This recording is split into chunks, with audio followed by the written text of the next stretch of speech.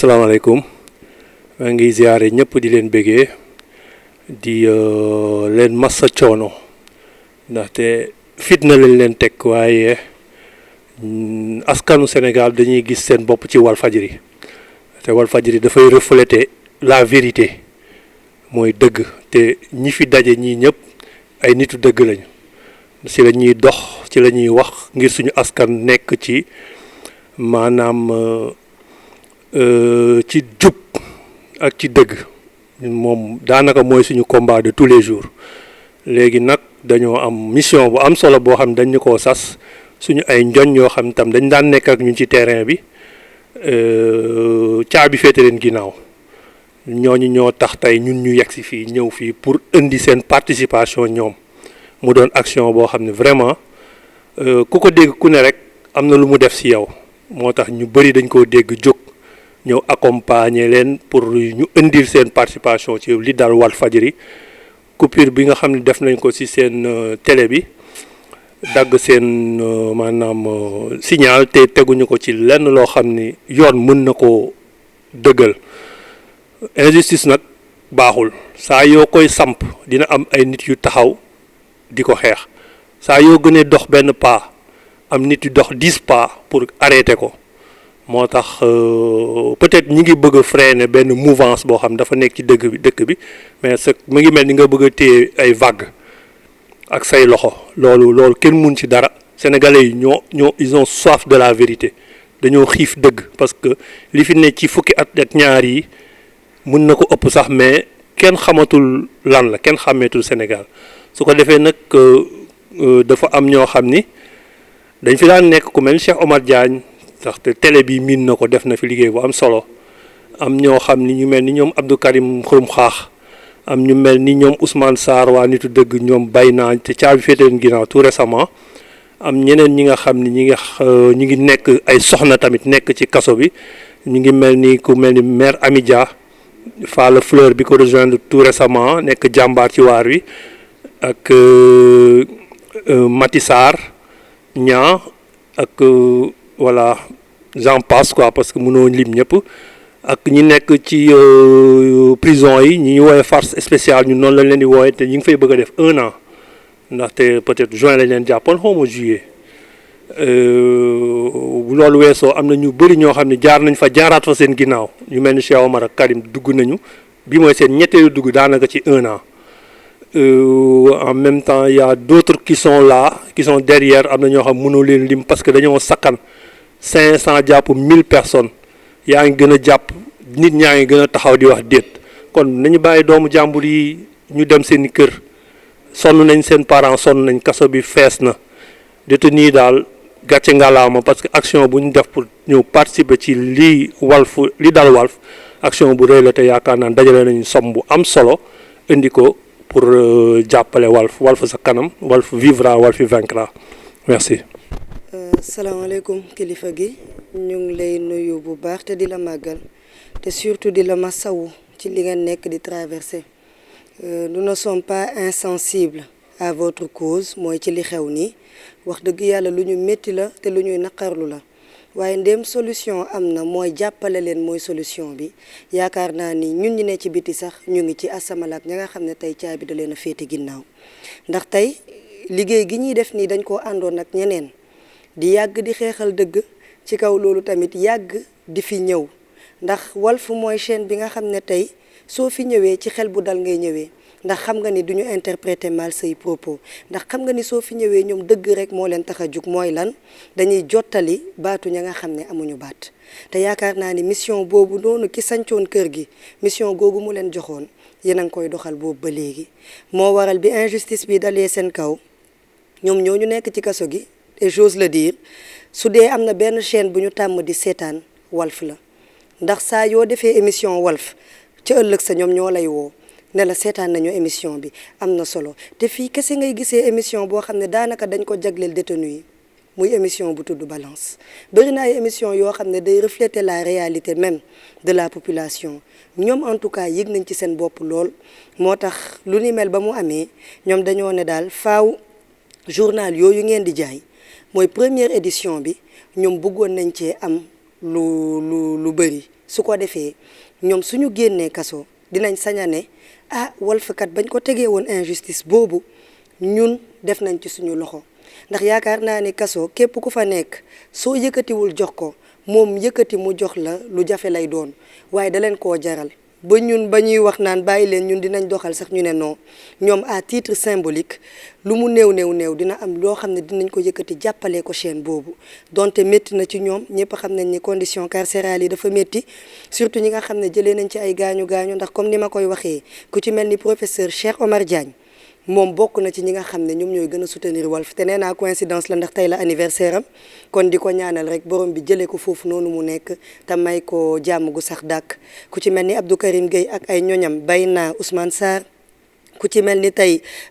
Pape Abdoulaye Touré mi nga xam ne récemment dañ ko maltraité torturé ko tey mi ngi ci caabi féete na ko ginnaaw ku ci mel ni Sëñ Baara tey caabi féete na ko ginnaaw ku ci mel ni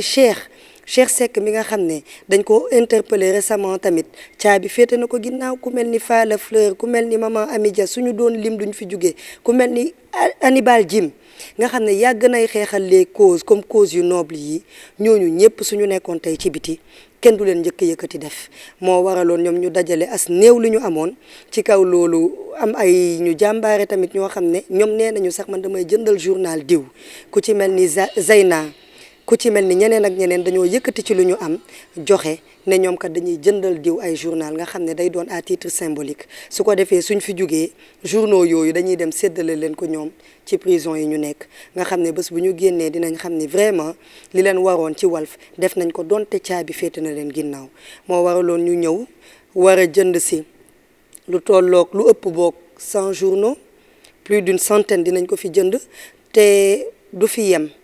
ndax tàmbali la lépp loo gis dafa am njëlbeen tàmbali la ñu bëri yëguñu woon suñu ñëw ñu bëri yëguñu woon ni nii la war a demee ndax ci bi ñuy ñëw am na ñuy woote naan waroon ngeen ñu ko wax dañoo xaw a sori waaye soo leen di demaat wax leen ñu ko waaye ndéem lu ñuy doog a tàmbali la faaw ñu waxtaan ak kilifa gi fi ne su ko defee bu beneen yoonee ñëw gi day gën a yombaat kon ci tàmbale gi yaakaar naa ni dinañ tàmbale ci lu ëpp 100 après fileeg ci kanam tuuti dinañ gën di yokku gën di jënd su ko defee suñu sañoon objectif bi mooy képp kuy détenu mu mën a am ci journaux yooyu ngeen di jaay mooy première édition bi te loolu c'est symbolique di jéggalu bu baax ci kàddu yi xam naa di la bàyyi rek yow itam nga sànni si sa kàddu ñoo ngi jéggalu bu wér. Je me présente, je suis Khadim Mbacké Sall. Je suis aujourd'hui accompagné de différents représentants des organisations de la société civile. Nous avons des représentants de Nitu Dëgg Valeurs, de SNP, Urgence Panafricanisme moi-même et Hervé. Donc la raison de notre visite aujourd'hui à Walfadjri est dans un premier temps d'apporter tout notre soutien au groupe Walfadjri qui est en train de vivre des moments très difficiles. Nous avons constaté un acharnement systématique sur le groupe Walfadjri de l'État du Sénégal. Et cet acharnement-là, ce n'est pas la première fois que Walfadjri le vit. Il a vécu dans des régimes précédents et il est en train de le vivre à nouveau.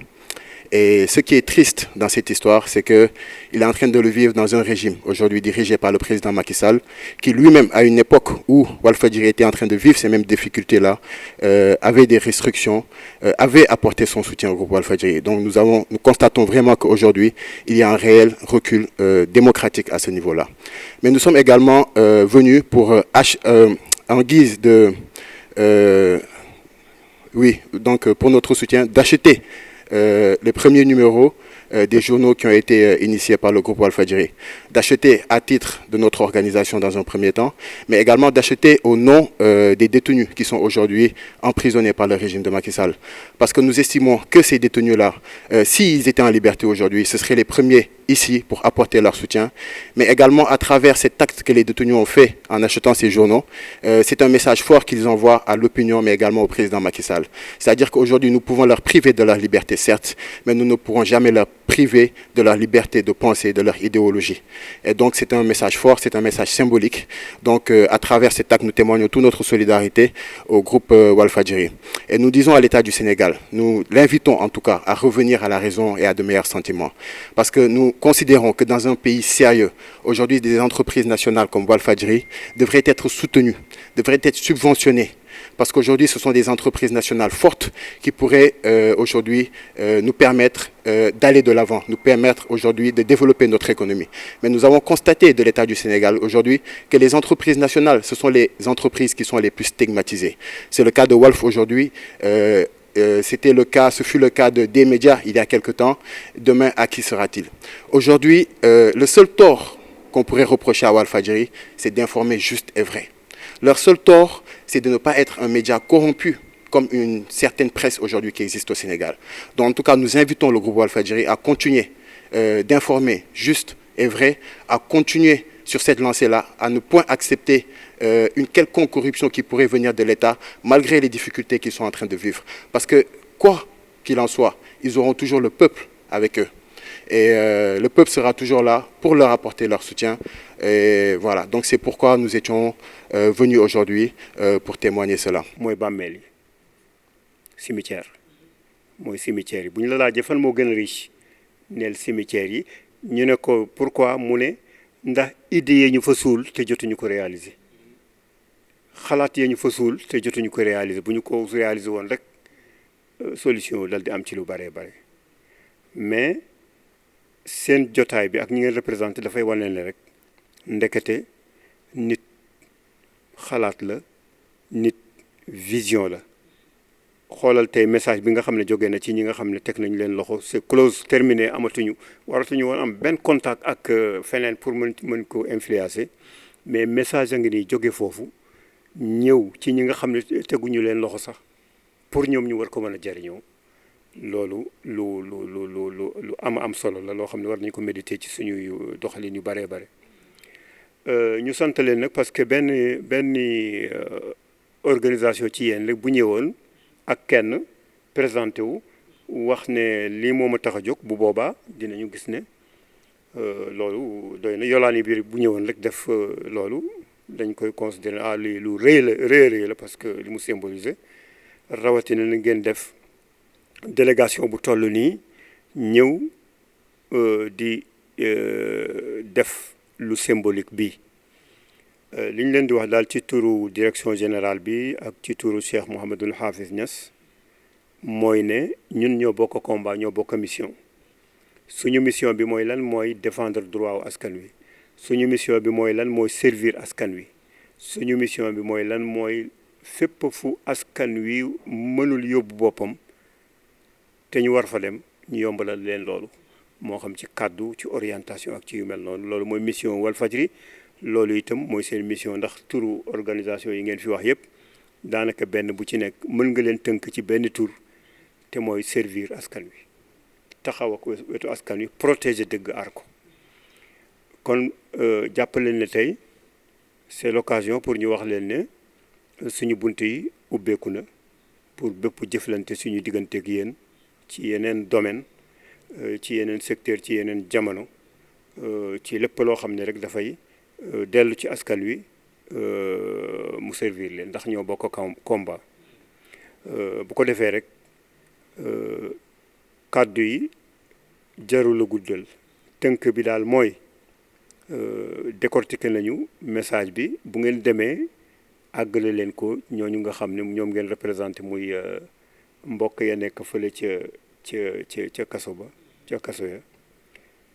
ne leen yooyu ay destin la rek nattu la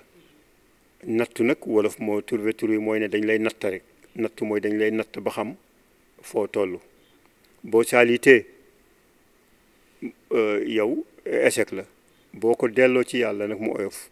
loolu la la yàlla sax parce que